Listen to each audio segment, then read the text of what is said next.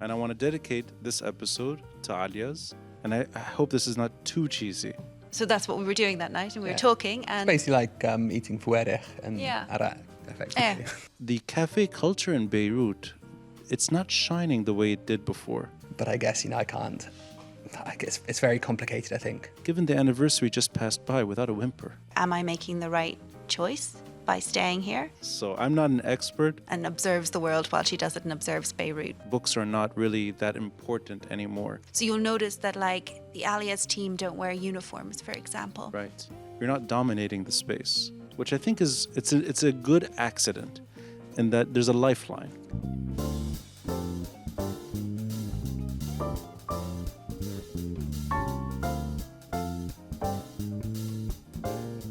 I'll introduce you on a first-name basis because I know you as friends. I'll emphasize from the beginning. In the last 9 months or so, I've gotten to know both of you much better because when I'm not recording here, I'm recording at Aaliyah's. And I want to dedicate this episode to Aaliyah's and what in my mind is an institution today in Beirut. So we'll dedicate enough time to that. But let me begin by just getting your emotional feeling of what's happening, even the right here. It's the discussion all of us are having on our phones with friends and family. Maybe in your case, warnings from your embassy, your countries to go home. The mood is bleak. And William, if I may, I'll say, sometimes you ask me on a daily basis, any updates? So I'm not an expert, but I want to hear it from your side. Your emotional state while we're on the brink of regional war. And I'll actually begin with you, Niamh. And I'll start with you because I persuaded you at the last minute to join. So now you're under pressure. I don't know, I suppose it's a time of incredible anxiety for everybody, and that manifests itself in different ways in different people, in the things they focus on, the things they find they can't focus on. And every day it's the same cycle of questions over and over. Am I making the right choice by staying here? Despite the changes in travel advice statuses for Lebanon, which have been getting increasingly worse. Is it the right thing to do? Should we heed these warnings? Should we go? What is the best thing for our business, for Aaliyah's? What's the best thing for our staff? How do we communicate fairly and ensure that,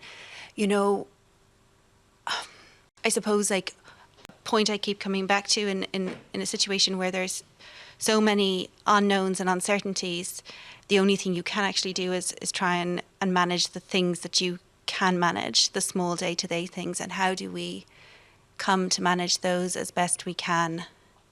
But even in that, there's a whole other level of anxiety because you're double questioning yourself constantly saying, oh, is this the right thing to do? Is it not? If we do this now, will that mean this later?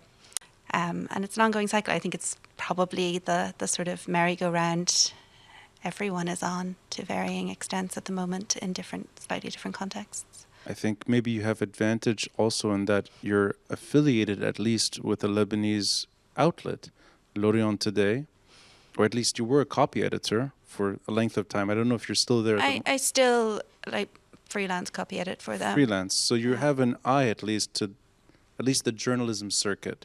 And you mentioned this cycle. This is a cycle I've known my whole life. And unfortunately, I feel the same way at times, that it's mostly managing rather than relaxing and managing stress levels. But I'll give you, William, a chance to express your concerns, maybe just your own psychological state. You returned 2 days ago or 3 days ago to Beirut, and you were messaging me for my input, and I was giving you my frank advice, but you're here now. So I want to ask you all of that. What made you come back 3 days ago, and really why you're here right now? Well, I think what made me come back was obviously, you suggesting that was the... Can you turn to the camera and say that? Point at me. Thanks. So if anything happens, we know who to blame. It's my fault. I having your roommate. But also Niamh coming back, because we were both out of the country on October 7th. And... Oh, you were both out? We were both out of the country. Yeah. Oh, I see. Okay. I was helping Mum move house. while concurrently kind of constantly reading the news. And I think in a strange way, it actually feels more comfortable being here right now than it did in the UK. It felt very kind of disconnected from what was going on. Obviously, you know, quite scared. I think, you know, the futility of watching something unfold and being kind of completely powerless to affect it. It's just extraordinarily disempowering. And obviously whatever I'm feeling kind of probably pales in comparison to what hundreds of thousands, millions, you know, regionally and around the world are feeling on a much deeper level than I am. Obviously one of the reasons I came back, my wife's Lebanese. She stayed here in 2006. She has no plans to leave again. Whether that's a sensible decision or not, we'll find out. But I guess, you know, I guess it's very complicated, I think, being British in this region, having lived here for, you know, almost 12 years now, with a British passport in your pocket, and the knowledge that, you know, you have that option to leave if everything goes a certain direction, and that can be quite an uncomfortable place to sit in as well. So, you know, there's lots of obviously conflicting emotions. I mean, the other one is boredom, because you're sitting here waiting for something that you don't know if and when it's going to happen, and, you know, that interim period, you just feel in complete stasis. You know, I'm asking this question with almost a certainty from my side without asking you that, and I didn't know you were both outside during October 7th, so you came back knowing that there's at least a level of instability that's guaranteed. Absolutely. But I know that I'm asking this with my own conclusion in mind. I think things would have to be much, much, much, much worse for you to ever consider actually leaving this country. And the reason for that is I'm lucky that I have the space to talk on my podcast today, because you brought an institution back to life after the worst tragedy we've been through, the port blast. Yeah. And I'm speaking to people that repaired on the way. They also healed themselves by building and rebuilding something that I think will stay with us. So I know that it's going to have to be much worse. And even if the port blast couldn't shake you from this country, maybe nothing will in the end. But that said, let me now talk about Aaliya's and how I see it, and I'll let you go back to the beginnings. I was away for a few years. From 2014 until 2018, I didn't set foot here. And I came back to this country knowing about Aaliya's, but not really familiar with it, other than it's where a lot of journalists were hanging out. And that's, I think, part of the reason I was reluctant to get too deep into Aaliya's, because it's a lot of people I know and I don't really want to see them all the time. But then I started growing, in a way, with cultural curiosity, because most of the events I wanted to see were happening there. And then, of course, everything that happened post-2019 is what we're going through right now. But from 2018 until October 17, I was increasingly frequenting Aaliya's. Now, break this into two. First, let's go back to the beginning. What took you to build this institution? And then maybe we can go a little into October 17, given the anniversary just passed by without a whimper. Yeah. So we can segue, but let's go to the beginning. And I know very superficially, it's named after a character in a Rabia Alam ad-Din book. So I'll give you, Niamh, the mic. What made this institution happen? Well, we were both living here. I had taken a job in Dubai and gone to live there for a year, and really didn't enjoy being in Dubai, and had convinced my employer that it would be fine for me to continue doing my job from a place I much preferred, Beirut. And so I'd come back in the middle of 2015. Will was here teaching at Brumana High School, and you know, life was rolling on the way it does in Lebanon. And I'd been at Dar Bistro and Books one morning, and in the bookshop, and I picked up off the table a copy of this yellow covered book with a like a drawing on it of a woman with blue hair called An Unnecessary Woman, which was a title that appealed to me. It's a term I often apply to myself. And I'd read one other Rabi al-Madin novel many years before and enjoyed it. So I went home and I read this book, and I love the main character, Aaliyah.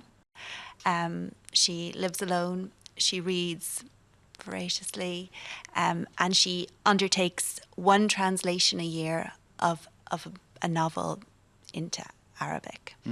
But she'll only translate from English or French. So sometimes, the novel she's translating, she's not translating from its original language. And this is what she does, and observes the world while she does it, and observes Beirut.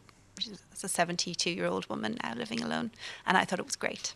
So the name initially comes from your reading of that book. That's where the name is pulled from. That's where it's pulled from, because Will and I, continuing about our lives in Beirut, were together in January 2016 at a Burns night supper. Just remind me, with Burns Night, So that's the British... Scottish. Sorry, yes. He's a Scottish poet. I should know that. I lived in Scotland for 4 years, yeah. And he's celebrated by Scots the world over on January 25th, which I believe is his birthday, right? Yeah, I think so. Each year, by making a haggis, which is a nice variety of animal innards. Intestines. Yeah.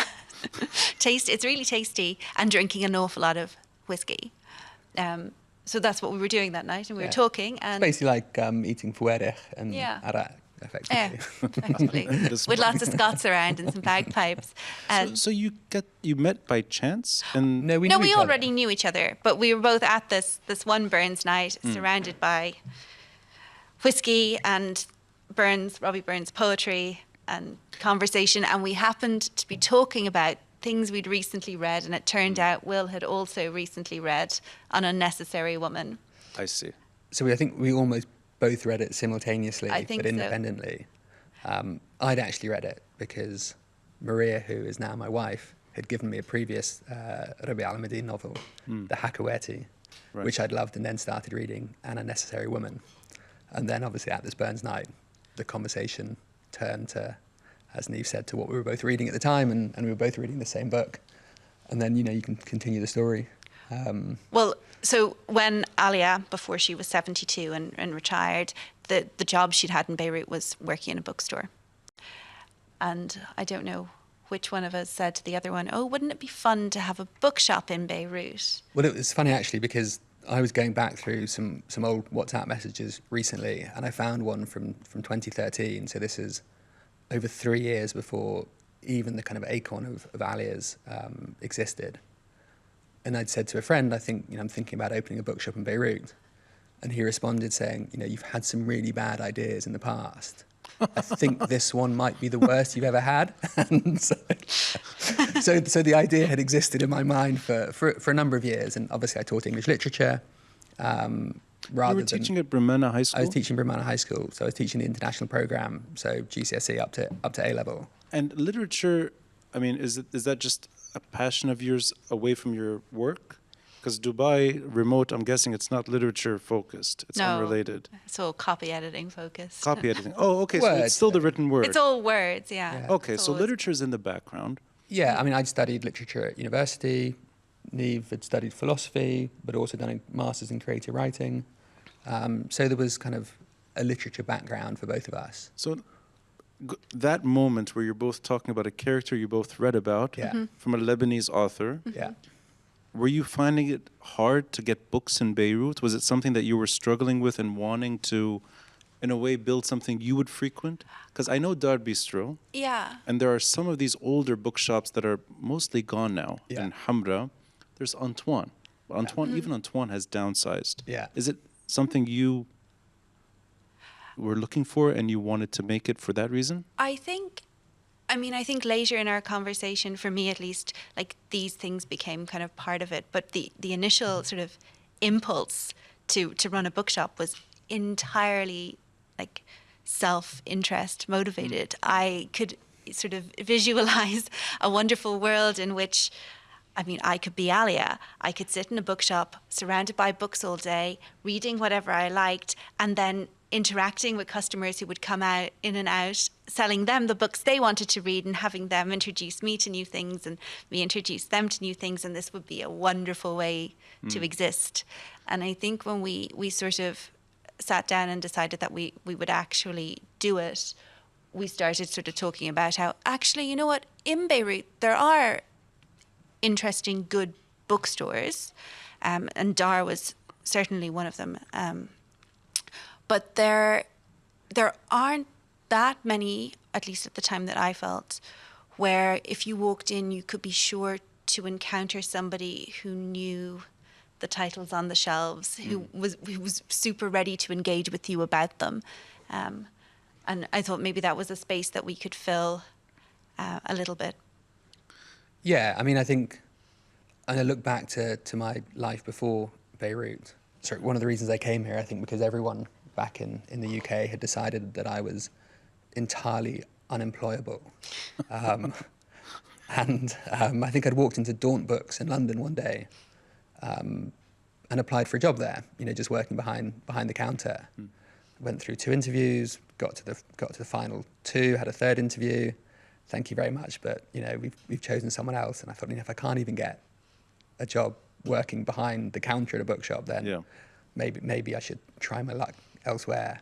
But I think that is the level of kind of, for want of a better word, the level of kind of expertise that one finds in bookshops around the world. And while there were some very good bookshops in Beirut, there was sometimes a bit of a disconnect between what was the stock and what the people who potentially, I don't know, it just felt that there was nothing kind of personal about any of the bookshops. You go to Antoine, it's this big corporation. It's the stock's fantastic, but it just didn't have any soul. And I thought maybe, from a very mercenary point of view, that maybe there's an opportunity to provide a space which both sold books but also had, a soul and was run by people who loved books.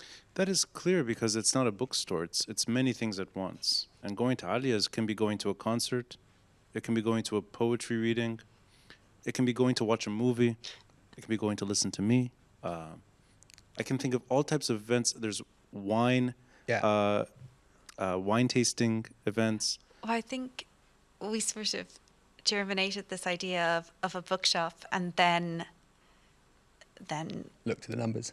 Looked at the numbers, but also just kind of mixed Beirut with our idea. Right. And all of an awful lot of what came to happen at Aaliyah's came to happen because people would come to us and we'd get into conversations and someone would say, oh, I'd really like to do this, or could this work here? Let's try this. And so I suppose, we didn't sit down at the beginning and write a master business plan that included all of these array of things that we do now. We had a sort of basic plan, and is it fair to say this? We sort of rolled the dice to see how it went, and then as we moved forward, the different aspects of it came more and more into focus. And now I think we probably have a much better idea. Let me pick. Sorry to interrupt. Let me get at the rolling the dice because I'm looking at the years now in retrospect. 2016 is not the most stable time to start something new in this country. But you are rolling the dice. It was also a lot more stable than right now. Yeah, is there ever a stable time to start something in this country? It's interesting. 2016, the risk, I think, begins in terms of people talking about... But is that retrospective or not? I mean, it's in hindsight, it's very easy to say in hindsight, the economy had already collapsed. In 2016, they just had a Ponzi scheme, which meant no one noticed. But you're willing to make a gamble anyway, whether it's stable or... Let me put it differently. You're deciding to settle here in a way that is, I think, offering some permanence because you're building a business and an institution. So I want to go back to the risk involved and why you thought this is the right thing to do then. Was it just that you were looking for... quite drunk. Genuinely, I Really? think we were. This goes back to... And also, if you'd asked me, I'd have said this, we'll do it and we'll have an adventure while we do it, but it probably, I thought we'd fail. Oh, Yeah. so the success is unintended in that sense. Absolutely. I think everything we've done has Yeah. been, on some level, unintended. Even the location was unintended. Even expanding to include a cafe, these things were not necessarily in the initial germ of an idea.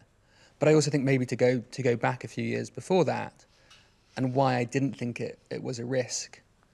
And I kind of remember moving here in 2012. I'd first come here in 2007, and I spent a year living in Damascus, and it was like a different world in many ways. I loved living in Damascus. I had a wonderful year there, and we'd come here, once or twice a month, and suddenly you were kind of in this space where people were having important conversations, and not just important conversations, but important conversations which mattered.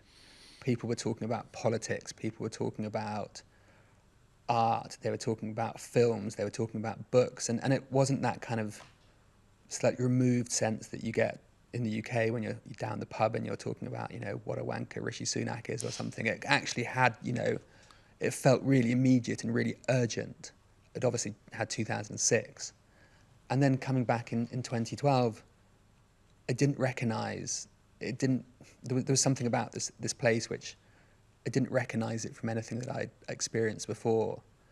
And I think particularly in 2012, there was, I guess, a lot of people who had previously lived outside of Lebanon, diaspora, were coming back. And there was also an increasing expat community as people came either to work, NGOs for the Syrian crisis, or, journalists. And it felt super creative. And it felt everyone was an artist. Everyone was a vlogger, a blogger, words I'd never heard of. Everyone was a DJ. Everyone was a writer. Everyone, was multimedia. No, they weren't Everyone's necessarily. a CEO, but everyone's a president of a company, yeah. And there was something deeply kind of attractive about that. And I kind of think there was also this kind of, alongside that, I taught English literature for 4 years. I knew that people in this country were interested in literature, and you could have fascinating conversations with people because you could go back and read The Merchant of Venice, and you could say, actually, let's see how this applies to the situation that we are living in right now. In my circles, I could be wrong here. In my circles, I felt that there was an increasingly downward trend towards bookstores and going to bookstores, or even reading for that matter. Yeah. So I find those people in Aaliyah's and places like Aaliyah's, but in general, I've seen what I think of as just the way life is today, that books are not really that important anymore. But tell me why. Because your experience is different. It is different. And a lot of people, when we first thought about the idea, said exactly that. Like, nobody reads anymore. No one in Beirut reads. Or people aren't do, it's interested in books. On their phones. And I even at one point read an article in a British newspaper, I think, in the real estate section, about how people selling houses were advising, like, the people selling them to not have books on display, to remove bookshelves, to leave edges clean, that they had been previously a really attractive thing, and you see the photographs of a house on the market and suddenly they're not part of the aesthetic anymore. And I thought, wow, that's really sad. But when we started Aaliyah's and opened Aaliyah's, like, immediately there were people coming in and telling us, we love being around books. We want to be surrounded by them, even if they weren't necessarily buying books from us. They wanted to drink their coffees next to them, or pick them up and thumb through them and put them back, or take photographs for their Instagrams with the books, or hold interviews there and things, so they have this backdrop. It was really popular. People wanted to be around them. And then there is an entire community of people who love them and want to read them. And even though they have, electronic books and Kindles and their phones, and they can access the text in another format, there's still a group of people who want to possess the physical thing. So Niamh, you're from Ireland. Yes. Which city are you from? I'm not from a city. I'm from the country. Outside a tiny village called Ballylinan. Great, perfect. Ballylinan? Ballylinan. And William, you're from where in the UK? Well, a tiny village just outside Oxford. Okay. So my relationship to both of these countries is, as a visitor, and I lived in the UK for 4 years. I have a similar master's degree like you in creative writing. I lived in Scotland, and I visited Dublin. Actually, I visited Dublin several times. I've been to Northern Ireland. So what comes to mind right away, when I walk into Aaliya's, and I hope this is not too cheesy, there's a bit of James Joyce in there. A bit, just a flicker. There's a bit of Dublin in there. I feel the cafes there, in terms of the warmth, I feel it in Aaliya's. Now this could be literally how I experienced Dublin. It's always cloudy and gloomy. Whenever you walk into one of these bookstores or cafes, it feels warm. Even the colors are warm in Aaliya's. And if you've been to the Elephant House in Edinburgh, this is where what's her name? J.K. Rowling wrote Harry Potter. That's the kind of place that's like Aaliya's, or Aaliya's is like the Elephant House, in that it's not really about books. It's a community. People are there to do things together, and they're doing many things at once. Some are writing, some are graphic designers, some are literally working on their laptops on Excel sheets for remote work in Dubai. That kind of magnet, I think, is what can pull a lot of Lebanese to one location, which is why I think of it less as a bookstore per se and more like a community center. But I still think the risk is there. And even if you were drunk and willing to gamble, you did something, I think, which is unintended. The cafe culture in Beirut, it's not shining the way it did before. And that's my generation. And of course, it's the previous ones. Hamra was associated with bookstores, cafes, cinema, theater, arts. It's not there. Or if it's there, it's in places that are particular. Barzakh comes to mind. Maybe only Barzakh today in Hamra in that kind of sense. In Jamaisi Ashrafiyya, it could just be Aaliya's. Dar Bistro, which existed for a few years, is gone. Yeah. It's not the same. And MTV, of course, is gone. Of course, right. Saifi and all that stuff. Yes, well, it's in Hamra now, but it's... But the Jamaisi, I mean, it no longer exists in East Beirut, and I think that's desperately sad. And add to that, this was not associated really with Ashrafi before. Yeah. Ashrafi, I think, absorbed some of that from Hamra. Other neighborhoods didn't. Badaro didn't pick up on this. You guys found a way to keep this alive in Jamaisi, which I think it's a good accident, in that there's a lifeline. Again, a lot of that was probably circumstantial. There was a free space going in Jamaisi. We knew the owner and facilitated a deal which worked for both parties. So that obviously made a big difference. Both of us. I was living in Brumana at the time, actually, but when we'd been in Beirut, lived in East Beirut. As you said, Hamra had seen better days. That culture didn't seem to exist there. It's on the decline. It felt on the decline, and even going back to 2016, it felt on the decline. Most of our friends, both Lebanese and international friends, lived in East Beirut. And I think also, I guess, to go back to it, MTV, I just felt it was this space which was so needed in a city. It didn't have, to segue slightly, it's sad driving through Beirut today, even last night.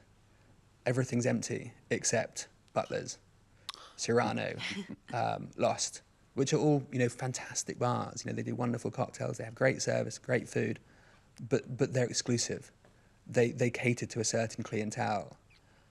And as, Man Michel, reimagined itself as a, bougie neighborhood, places started opening up, doing kind of high-end cocktails. It was fantastic, but there was nothing left for us. Even the few bookstores that popped up, like Paper Cup, if you remember that in Madam Khair, it's gone. Yeah. I think those small attempts, maybe the economics were not feasible, but you found a way to keep it going. And this thing, which is really what I'm drawn to for Aaliya's, is its expression. Every time I go in, there's an unusual character doing something unusual. And I'm going to put myself in this Usually camp. you. What? Usually you. Usually me, yeah. The most unusual of unusual characters who Well, come thank to. you, yes. Like unique. Uniquely unusual. There's always something eccentric in a positive way inside. It could be the event itself. Yeah. Actually, I think it's the pure meaning of expression because there's no boundaries. Sitting here was the owner of Sip Cafe, Omar Sher, Yeah. you probably know him, Yeah. and his wife, Hala. Yeah. Sip is not that, it's not associated with activity. It's strictly a cafe. Yeah. But the same crowd shows up. Yeah. Meaning it's the cosmopolitans of Beirut. And I don't know if it's the freedom and the relaxation inside. I don't know if it's the books. I don't know if it's maybe the space itself. It's on the main street, but it feels protected. I don't know what it is. There's Combination of all of the above. yeah, Potentially. it lines up. And our people, like the Yeah. people who have come to work at Aaliya's, I And the think staff, are I think. Right. that's- huge draw. Like they're Yeah. warm and welcoming and And eccentric. eccentric often. Yeah. I asked Omar this question. I want to hear it from you. If you did this intentionally, were you choosing certain characters to best represent Aaliya's?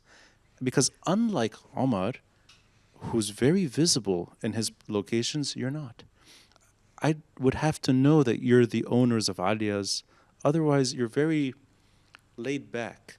Actually, I didn't know you were part of it, William, until I met you at Aaliya's, and you reminded me you're one of the owners, and I kind of knew Niamh was involved, but you're very, almost like a hands-off in an appropriate way. You're not dominating the space. I think at the beginning we were both much more visible day to day in the space because as we were getting it sort of up and running, we were like physically involved in working every day.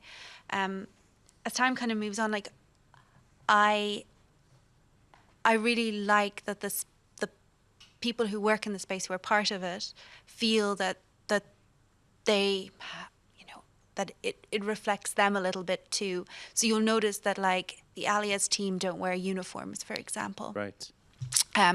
We don't have any particular dress code that we impose other than 2 rules: no pajamas, nothing that looks like it came from the gym.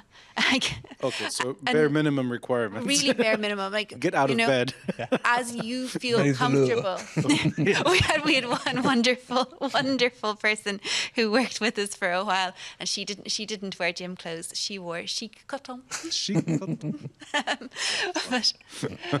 But That's called pyjama. Pyjama. We like the what's on the playlist at Aaliya's is often selected by the people working, and I can often tell who's working just by listening to the music. And the events as well. A lot And of the the events are events driven by what the staff would like as well. But are you proactively looking for certain characters to represent, or is it that it's drawing these people? I think it draws these people, and then we find, I find that the people who stay, who feel comfortable, are people who share the same set of ideas and values and enjoy the kind of dynamic to it. And we hear from people who've worked there a lot that they feel this, they say this is different to anywhere else we've worked. Now, sometimes I think that means this is way more chaotic. I don't know what's going on. And sometimes it's, hey, I feel like I can actually express myself here. That's what it is. There's a feeling you can express yourself. And I think, from a top-down perspective, I remember, we never, I'd never even worked in a F&B industry before, let alone owned one or managed one. But I remember writing a service sheet, and we were, very keen to get away from that space where someone comes in, hello, I'm William, I will be a waiter today, to have no script. The only script is be nice to the customer, engage with the customer. Yeah. So to be able to kind of allow people who work there to kind of be who they want to be in that space within, obviously, some limits, but very few. And I think, what's been really fascinating for me, and I've always been a tiny bit more removed, I think, than Niamh from the day-to-day running of it, certainly more recently, is to watch people evolve in that space. And so people who might come in and are really shy, and then put them with, in a space where it's very hard to be shy, and watching personalities, come out, and watching kind of people from, as we hear on your podcast a lot, a sectarian country, people from different backgrounds, but in a space where people feel comfortable sharing their opinions, and no one's going to necessarily judge them for them, but we'll have a conversation.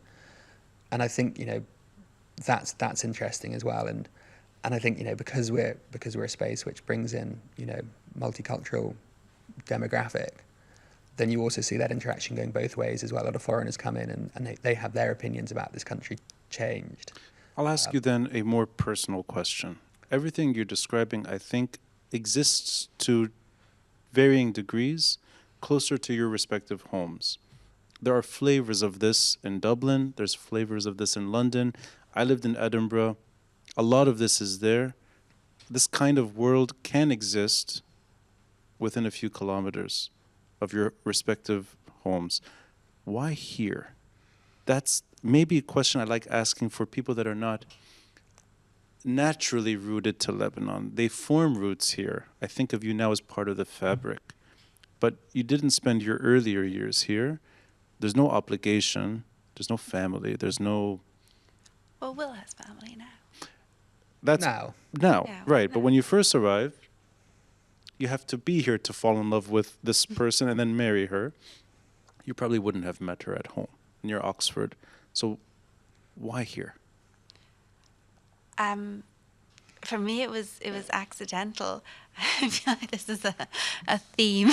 But I had just finished a master's. I was working part-time in a bookstore in Ireland. It's 2009, and there was another economic crisis there. And yes. I was kind of thinking, I need a job, and like a full-time job, and was looking around for things and applying to things, and then I came upon a position that seemed to only require sort of an ability to read and write in English, and it was advertised as abroad. So the Beirut is really the last stage in trying to leave home. You're finding a new home. Well, I wasn't even really trying to leave home. I was just trying to find employment, so Okay. do something. And so I was just sending, CVs to whatever, and this thing was advertised as abroad, and I remember I sent off the CV, and the following day I got a phone call from someone in Lebanon saying, okay, so we've seen your resume. It looks like you're probably about the profile we'd want. What would you think about coming to Lebanon? Let me ask it better, actually. Maybe I'll ask you, William. Let's say you both didn't read this book. An Unnecessary Woman. Let's say Rabia Alamuddin didn't write that book. Would Aaliyah's exist? Oh, that's a really interesting question, because I don't know if I'd never met. Would you establish a cultural center for Beirut without reading a book? Because I don't believe in accidents creating this kind of institution. Accidents can take you from Dublin to Dubai. That's a bad accident, in my opinion. And then you end up here out of discomfort. No, I was here first. Then I went to Dubai, and then I came back here as quickly as An accident I could. and then another accident. But this kind of, I don't think it's just because you read a book and got drunk on Burns night, had too many whiskeys, and then met the owner of a location. That doesn't make sense. There has to be something else. Yeah, I mean, it's complicated. Very good question. Thank you. Well done, Ronnie. You're not going to get out of this one. No, it's complicated. I mean, I taught at Brumana High School for 4 years. I loved living in Brumana. I absolutely loved it. And I love teaching. It was something I felt really passionate about. And I felt I was teaching in an environment which was, super, super interesting. Brumana High School, I think, is a wonderful school. And it had a really interesting, diverse group of people. I didn't always see eye to eye with my employers. So they got to this point where I kind of felt it was in the middle of a crux. I wasn't sure what to do. I didn't want to stay at Brumana High School. I didn't want to teach in another school in this country, but I had just met Maria, so leaving was an option, but it wasn't an option. We'll give a shout out to her. Maria Jabour, your wife, who's a psychiatrist? Psychologist. And psychoanalyst. Now she has to watch this episode for her moment. Well, I mentioned her 3 times, I think, because she was the one who gave me the Rabia Al-Madin book in the first place. So, right, so she's actually the reason. Of course she's, and so one she of is, the reasons. Well, she's very much the reason, and I was seriously thinking about leaving. I just couldn't think where to go, and I think, I don't know, I want to go back before I moved here, and I think Niamh will say this is very trite and probably call me pretension on legs afterwards. But I'd read a book called Beirut, I Love You by Zayn al-Khalil. And then saw that her follow-up article or follow-up exhibition was Why Don't You Love Me Back? and I was kind of, I was fascinated by that kind of dichotomy, the juxtaposition. And I'd been to Lebanon and, I'd loved my time here on holiday. And I kind of wanted to experience something that wasn't, I went to boarding school in the UK. It was a homogenous experience. There wasn't much kind of deviation of thought. There wasn't much dialogue. There wasn't much disagreement in that space. But I'd also kind of had an international upbringing in terms of parents being academics, traveled around the world, had a lot of international people visiting us, growing up, scientists from, all over the world. And I'd come to Lebanon and found something that really resonated with me. And I think, the last 4 years have been really difficult. We will dedicate time for that because I think that is a story on its own. But just to go back to this kind of concept, I think Beirut's loved me a lot. It's been extraordinarily kind to me in ways that I couldn't possibly imagine. And so, I think I'd still be here regardless of whether or not we'd both read that book. And I think we probably would have met and done something similar. And I think it's a nice kind of synergy between me and Niamh because I'm not very good at anything, but Niamh is. So he's brilliant at everything. So Niamh's there to kind of get things done, and I'm kind of there to occasionally appear on podcasts and pontificate about. That's absolutely not true. Yeah, we both know that's not true. There's a friend of ours who I've hosted at his home, I've hosted at Aaliya's, and he sat here, Tom Young. Tom Young, a British painter who talks the way you both do in that it's a city that is loving him in return. Maybe that's not the love he found at home or perhaps even other cities too. I'm guessing you've been to many places aside from Beirut. It's the feeling that this place is giving something back. I think that is what keeps people or certain people here long term.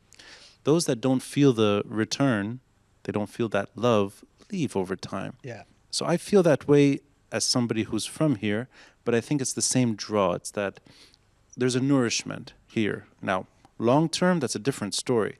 But in short, medium terms, maybe in certain chapters, it's an overwhelming nourishment, which can make you feel very comfortable and very sturdy in an unsturdy place. Both experiences happen, and I'm actually at Aaliya's. I'm in front of Aaliya's. I'm walking by Aaliya's every single day with October 17. From my home to downtown, from Gemezi to Martyrs Square. I'm literally walking right by Aaliya's with thousands of people. There are many people I'm meeting at Aaliya's. There are events taking place at Aaliya's that I'm attending during the protests. At times, these are people that I would later host at Aaliya's. The city is very small. Walking up and down that street, I think both in hindsight are felt, the good and the bad, together. I'd like to start this section with October 17. It's the first massive movement you're both experiencing here. Well, 2015 as well, obviously. We were both here. You were both here in 2015. Yeah. Okay, but it's, with all due respect, 2015 pales in comparison Absolutely. to both March 14 and October 17. But it is a moment. Yeah. It's important. You experienced the largest uprising in modern history, Absolutely. the largest one in Lebanese history. So, what do you feel on October 17 when your cafe is situated on a thoroughfare, sorry, not your cafe, your establishment. You're watching history come alive. If you look back now, what were the feelings you had at a time of economic uncertainty and political chaos? Niamh? We were just watching, wondering, and trying to get an assessment on what was going on. Some staff were able to reach the cafe, some weren't. We managed open for part of the day, not all of it, and it was. I mean, it was fascinating. I knew that this was a moment, it was going to be the start of something quite significant. Why Bremano? Is that where you live? I was living there at this Okay. point in time, yeah. And then I remember the following day getting up really early, like at about 6 a.m, so that I could definitely make it to Beirut.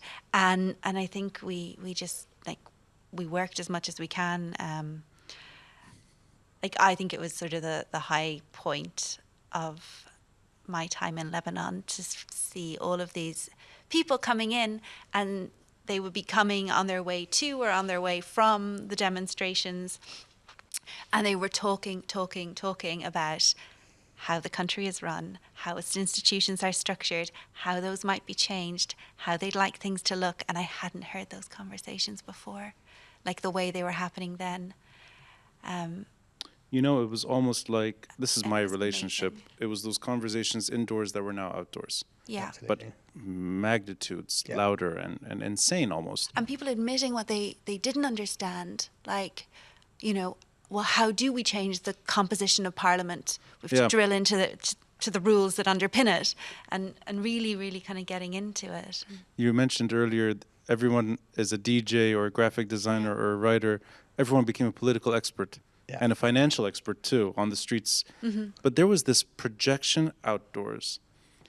Do you feel the same way, William, when you're watching October 17? I mean, I think for me, I probably had a slightly different experience of October 17. I buried my father 3 weeks before. So I wasn't here, I was in the UK. And kind of, I think, preoccupied with a different type of emotion. I ended up coming back with my mum. I think we booked beforehand a holiday, we need to, get out of the UK for a while and, put our grief to one side, and we'll come and have a nice relaxing holiday in Beirut. Kind of flew back into the middle of something which I hadn't quite anticipated, how large and how kind of monumentous it was. And I think even at the time, because I was still kind of, I guess, looking after mum and making sure that she was okay, Sure. and I hadn't seen Maria for almost 8 months, or I had, but not very often in that period of time. I'd moved back to the UK when my father got sick, so I was observing it, but I didn't realise until probably 6 months or so later just quite how historic a moment that we had witnessed, and how kind of in some ways a devastating, it was a devastating high of thinking things are going to change, things are going to get better. That gamble paid off. We kind of invested in an unstable Lebanon, and in return, for our commitment to staying here, we're gonna. That was the ultimate love in return. Yeah, I kind of felt, I don't know, kind of exhilarated in hindsight about that moment, and trying to work out those emotions, which were wrapped up with other emotions subsequently, is a really difficult thing to do. And I kind of said to someone else the other day back in the UK that, I was, at the protest in Martyr Square, and he said, as a tourist, and perhaps I was a tourist. It's complicated being an outsider in something like that. Was it my battle to fight? I'm not sure. But it was the most significant political moment of my life. Did it resemble anything you'd experienced anywhere else? I mean, protests in the UK, protests in Ireland, financial crisis you had experienced earlier in Ireland. Did anything feel familiar, or was this a Lebanese moment for you? Unique in that sense? It was unique. Totally It was unique. Yeah.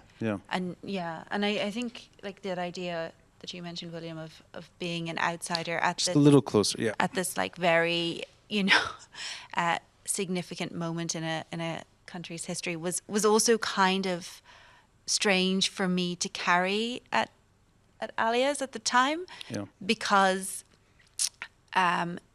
it felt like it was a moment for Lebanese voices to be the loudest ones, and that, you know, my thoughts or feelings about the movement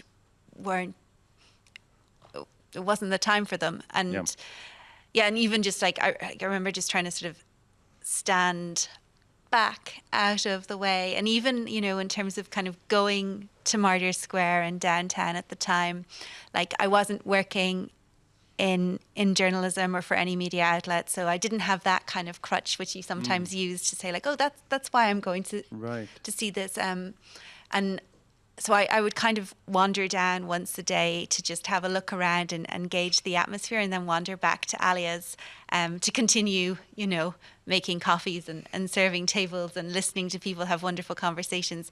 But I didn't really know, like, I couldn't make an assessment of what role, if any, I should have in this conversation that's evolving. I think it's a really interesting point, because I think the longer we stay here, and the more you educate yourself on the history of this country and the region, and you realise, well, maybe as an Irish person you're slightly absolved from the guilt, but, you know, spend a lot of time thinking about anti-imperialist and anti-colonial ideas within a space where, you know, you kind of almost become a turkey voting for Christmas, you know, if that makes sense. You know, I kind of, it's really hard being British here, and it's really hard reading. Turkey for Christmas? Well, a turkey voting for Christmas, as in, you know, thinking that actually that... I'm writing it down, trying to understand. I'm like, what did he say? Oh, you never heard that expression before? Never heard this before. So, you know, turkeys don't vote for Christmas. Oh.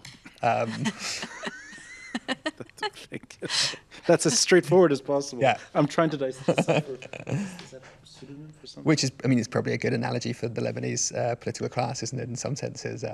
Because any reforms would obviously, but it's a complicated feeling, and especially now, it's deeply complicated. And it's deeply complicated to kind of feel that, you know, the country that I grew up in is complicit in so many of the problems that exist here. We'll leave that to the end. I want to get into the psychological state given what's happening right now. But before we go there, what was the Zena Khalil second exhibit? What was it? Why Don't You Love Me Back? October 2019, her first exhibit. Beirut, I Love You. Beirut, I Love You. August 2020. Less than a year. 10 months later. Yeah. Everything you see outside, and then everything that happens. There's articles written about Aaliyah's and the aftermath of the blast. The only reason I know what happened is because I've read those articles. And then there was a crowdfunding. There was a lot of community interest in keeping Aaliyah's afloat. I know, Niamh, you were inside when it happened. Is that correct? And there was a staff member with you? No, there was my friend Michelle. Sorry, your friend Michelle, right. But you were inside deep enough to be shielded enough from the glass. So she was inside deep enough. I had just opened the front door and stepped out to see the jets that I thought were flying over. So you were there? Yeah.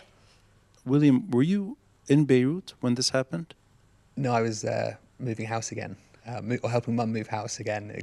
These events seem to coincide with my mother moving house, which is very, very strange. But yeah, so I was in the UK. But this is, I mean, I don't want to make it too personal I don't want to make this uncomfortable, but it's enough to go through the loss of a father. Yeah.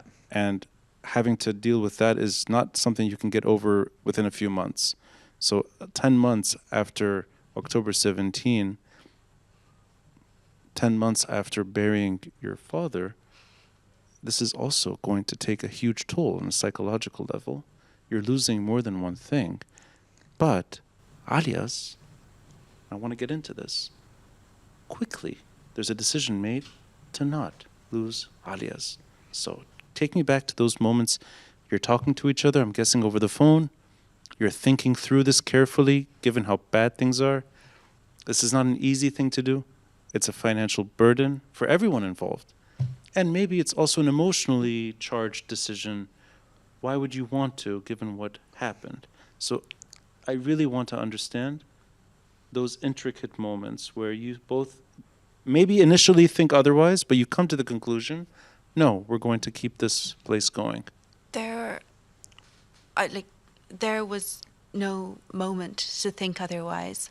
By the time, in the immediate aftermath of the explosion, by the time you had sort of turned around and grasped what had just happened, there were people offering support and help and saying, you guys, we don't want this to be the end.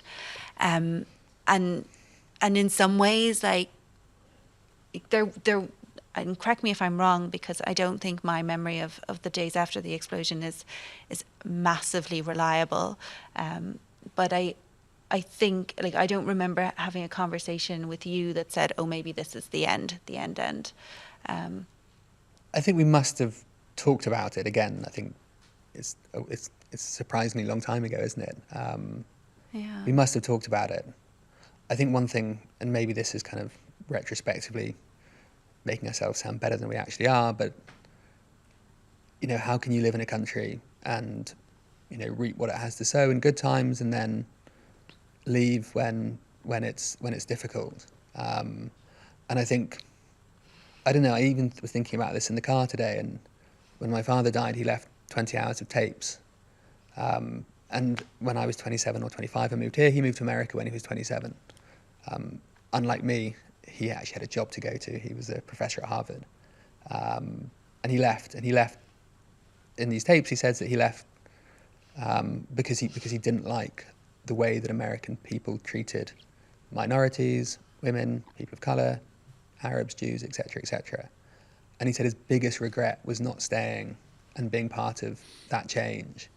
And so that kind of sat really heavily with me in the aftermath of the explosion, that what's the point of having lived in Lebanon for all these years if at the first time that something horrific had happened, I'm on a plane home or I'm not on a plane back. But it took me about a year after the explosion to come back here. But there wasn't, it was the middle of it was the middle of COVID. Pandemic. Of course, so there weren't the same choices Yeah. to stay or go or to come in and out that there might have been if it had happened at another moment. Right. And there were stretches of Right. time everyone had shut down at some point. So I remember walking by and that there were establishments closing early, or there were all these restrictions. Yeah, there were people who But had it's already... dead smack in the middle of Corona. But it's a certain decision from the get-go. You're not going to close down. No. Well, yeah, and then our very good friend Venetia Rainey said, I'm going to launch a crowdfund for you. And that was kind of, I think in retrospect, that was an invaluable thing that she did. Yeah. Because I think we would have struggled to have asked for that help ourselves, because I think sometimes as a foreigner here, and when at a moment when there was so much need, in so many places surrounding us, it would have felt very strange to put out a request at least I would have found it very difficult to do that. So the support is also instant. So the support was instant, and Yeah. it was amazing. And organic, I guess, in a sense. It And didn't come from organic. us. That's actually, I didn't think about this. So in a way, you're unburdened by asking for help because people want to help you. Exactly. Without you even mentioning it. Uh-huh. And it takes, remind me, how long did it take to actually put Aaliya's back together? So we'd finished putting the repairs in place by I think the middle of November, and then I remember just as it was done, they announced another 2-week total lockdown. So it was the beginning of December by the time we managed to reopen, and we were open for a month, and then we resumed that the beginning of 2021. Do you remember I think from January 7th through until it was after St. Patrick's Day, so through the end of March. Yeah, there was we another, were totally kind of out of action again. Yeah. And that was all, hard. blur. Yeah. So you return a year Yeah. after October 7th, a year after the blast. Well, I think, and I think it was interesting actually when Niamh said that the high point for her was October 17 and seeing people congregate in Aaliyah's. I didn't witness that. I wasn't there for the first. I think the high point for me in Aaliyah's was seeing people donate to have us reopened. That kind of was the first time it occurred to me that maybe by some sort of luck I've created or helped create a space which people feel is important and valuable. And so that was, I think, extraordinarily gratifying. Obviously then went into this hard lockdown. And I flew back out for the anniversary of August 4th. He surprised everyone. Yeah, I walked into the alleyway one day, and there he was. Oh, so literally a year. It took 1 year to return. So you did not see the reopening? Nope. Okay. You know, this explains why I wasn't... Yeah. I ran into you after that. Absolutely. Now it makes sense. I didn't realize this. So for about a year, I was staying halfway in the UK, halfway here, and then about a year ago, came back full time. So that decision to come back full time. Yeah. You're here, Niamh. And in a way, you're adjusting to the new reality, which is instability. And of course, economic failure. But you're finding a way forward. And it's a different economy today. It's a different, maybe expectations are completely different than 2016. And I think we've all adjusted to this sort of smaller, maybe less proud Beirut. You invite me to do my episodes in Aaliyah's roughly a year ago or so. I mean, not that long ago. Or the beginning of this year. Now, my mind is blurry too. I think it was March-ish, was it? Was it March? I think No. February you asked. In March we started. Yeah. Give or take I 10 remember months. where we were. I remember, yes. Oh, we're Aaliyah's, there we go. We were at Aaliyah's, and Ronnie was drinking tea. I'm drinking tea. Tea, yeah. See, my decisions are made over tea. And I recognise you because I met you 10 years ago. Yes. And then both of you had been on my tour long ago. Niamh from 2009 or so, 2010. 2010, April 2010. There you go. So we know each other well enough to have that moment outside. And if you fast forward from the state of affairs in the last 10 months or so, knowing that there's no political advancement, knowing that the economy is not going to improve, and knowing that those things that we talked about, that we stopped talking about, forget reform, forget accountability. I mean, the Port Plast is going to go unpunished. And we're absorbing all of that. And then the last 2 weeks, and really honing down on even last night, Beirut feels like a ghost town. Everyone's anxious. There's carnage next door. There's riots at the U.S. Embassy, protests at the French Embassy. A lot of fear that Lebanon is on the brink, will be sucked in to a regional war. And I will say you made a courageous decision to stay open last night. Maybe there's pressure to close. You refused it. And I had an episode last night with a journalist, Dalal Mawad, about this subject. Now, this is important. It's full. Beirut is dead. Beirut is going home. It was eerily quiet. Yeah. AUB was attacked last night. There are many cafes that are smashed. I think Starbucks on the Corniche was attacked. We're there in Aaliyah's, and it's full.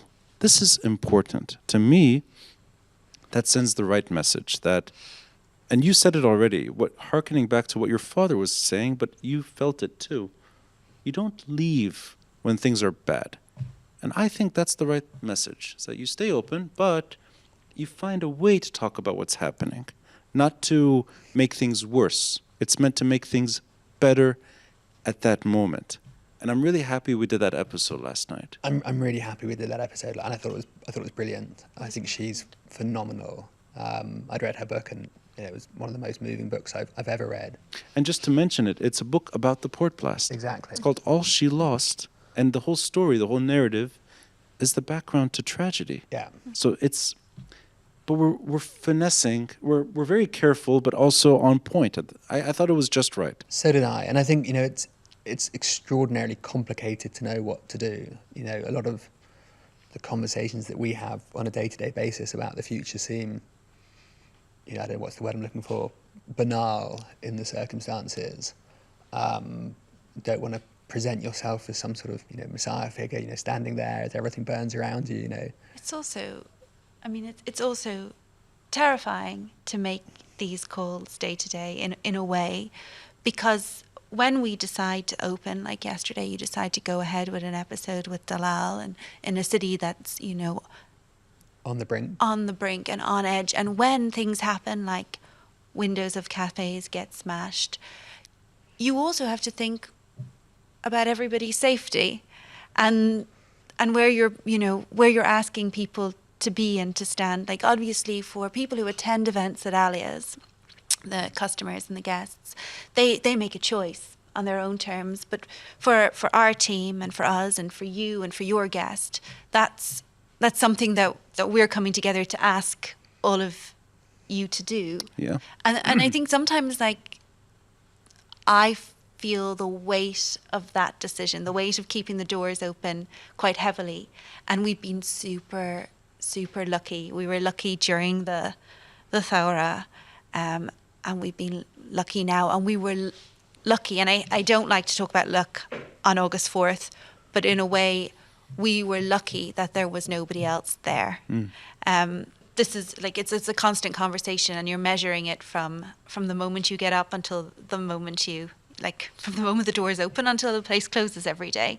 You're thinking about it. Yeah. And you're thinking about the context. It's one of the reasons I came back last weekend, is it's easier to assess and to make those decisions when you're physically next to what's happening and can sort of get a sense of the atmosphere in the city. And other establishments that are not they're not Aaliyah's, but they reflect Aaliyah's, are closing. But you're making the decision to stay open. I personally think there's no right or wrong, but the message you're sending is stronger. But I think it's more complicated than that, I think, as well, because there's a financial element to it as well. And I remember saying, if we can get through Thawra, if we can get through August 4, if we can get through COVID, then we can get through anything. And I don't know if we can get through this. I hope we can. But when you have an event it's the first time I've heard any of you suggest that. So is there a potential closing on the horizon if things continue the way they are? If you have no customers, then, then... and Aaliyah's, it was full last night, absolutely, Right. for people who wanted to come and see Dalal and engage in that conversation. It was empty before, which was really interesting. Before, we were the only people today. there. Oh, it's empty today. It's yeah.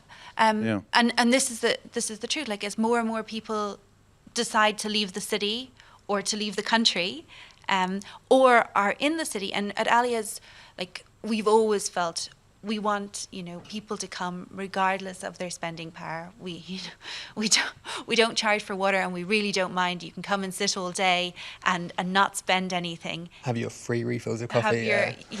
Oh, that's very generous. I didn't know that. I shouldn't have told you that. Yeah, you shouldn't tell anyone that.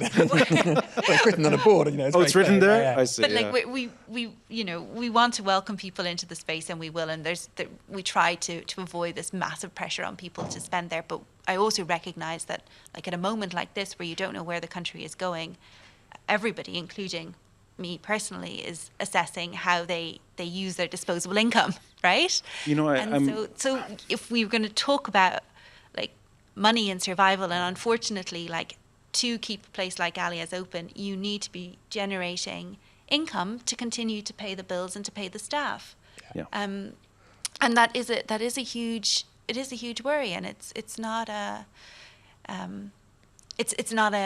given, I think it's something we're proud of, that we've paid staff every month since the day we opened, and we want to continue doing that. And that's, I guess, the main driver for remaining open, is so we can continue to pay salaries. But if no one comes, then that decision gets taken out of our hands. And I'd like to think that if Aaliyah's were to close at some point, it would be a temporary closure rather than a long-term closure. But the situation is so unstable right now. Going back to Dar Bistro, when they first announced their closure, I thought there's just no way this will stay closed. Yeah, I thought so too. I was like, yeah.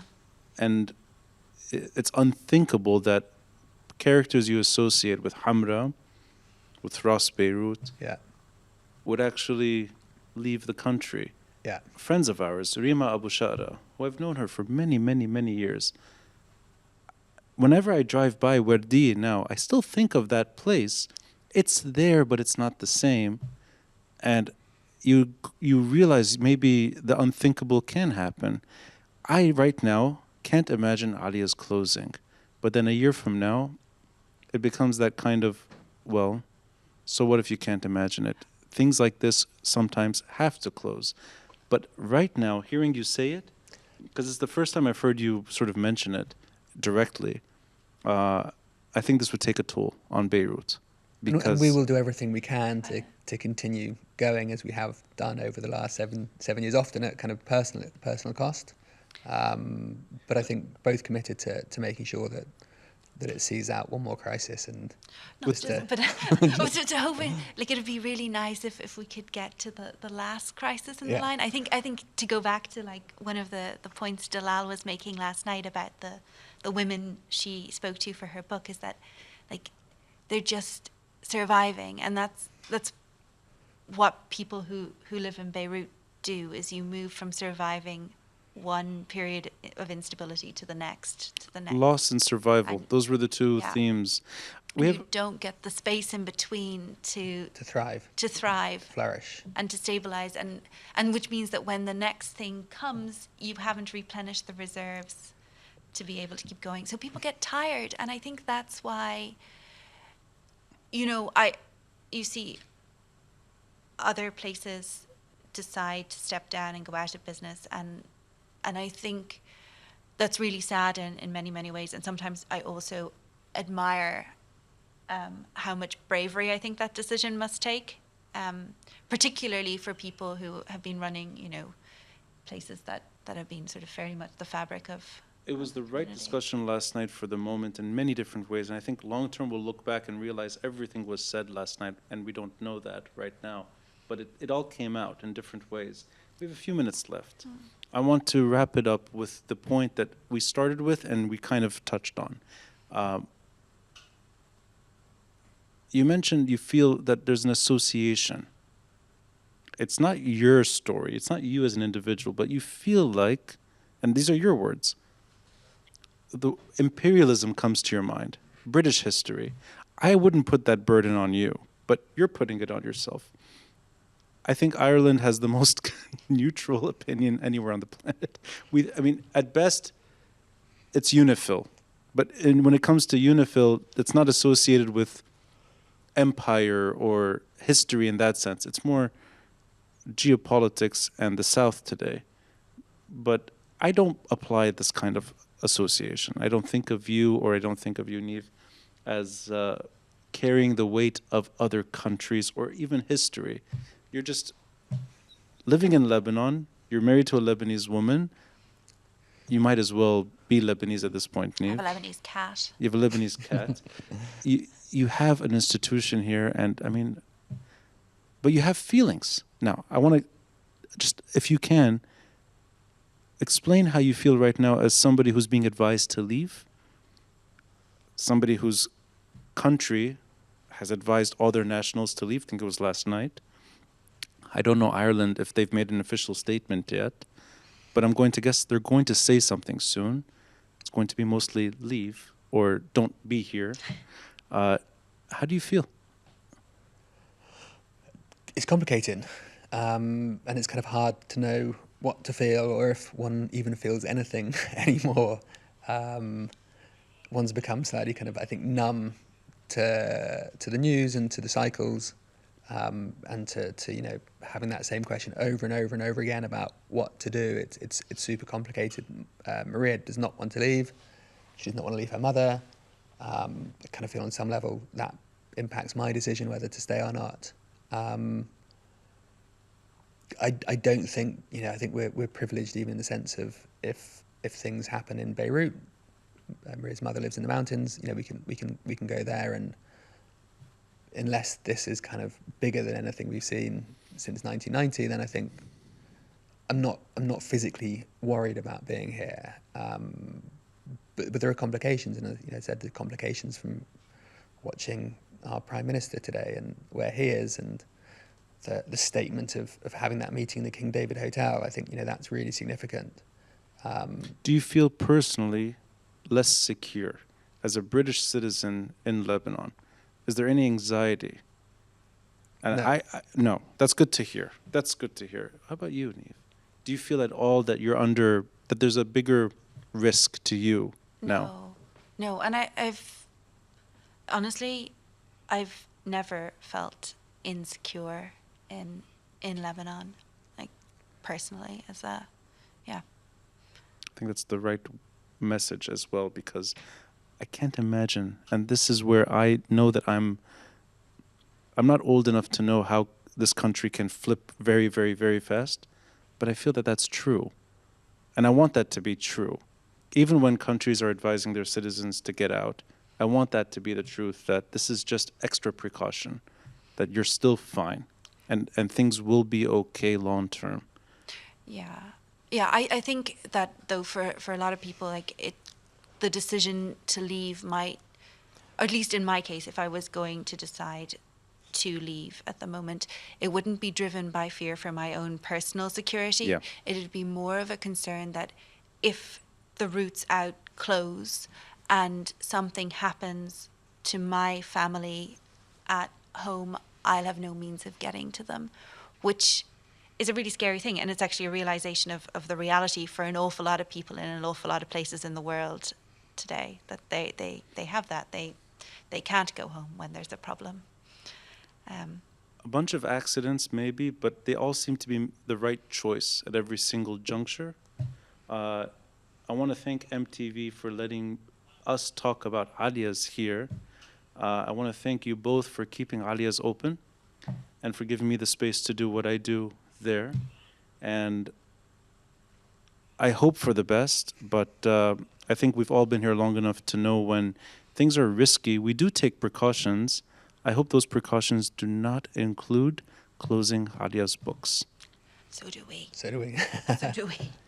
And and thank you so much for having us on the podcast. It's nice to be this side of the microphone for once. Is it Fleming-Farrell? Yeah. Niamh Fleming-Farrell, William T. Dobson. Thank you for joining MTV. Thank you so much, Ronnie. Thank you, Ronnie.